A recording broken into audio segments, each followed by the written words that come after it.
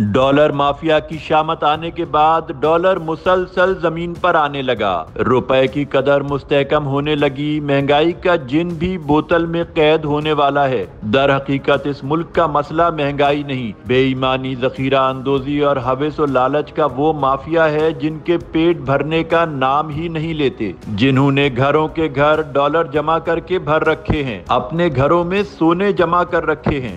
اربوں ڈالر اس وقت صرف چند مٹھی بھر لوگوں کے پاس ہیں اور خلق خدا مہنگائی سے مر رہی ہے۔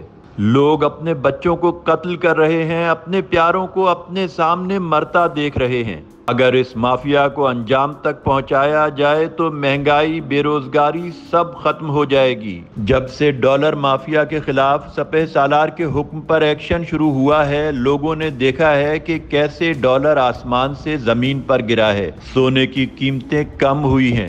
ڈالر کی قیمت میں کمی کے بعد اگلے چند ماہ میں مہنگائی میں بھی واضح کمی آئے گی۔ یہ اس ملک کے وہ ناسور تھے جو اس ملک کی جڑوں کو کھوکھلا کر رہے تھے، جن کو اکھاڑ پھینکنے کے بعد یہ ملک ترقی کی راہ پر گامزن ہو جائے گا۔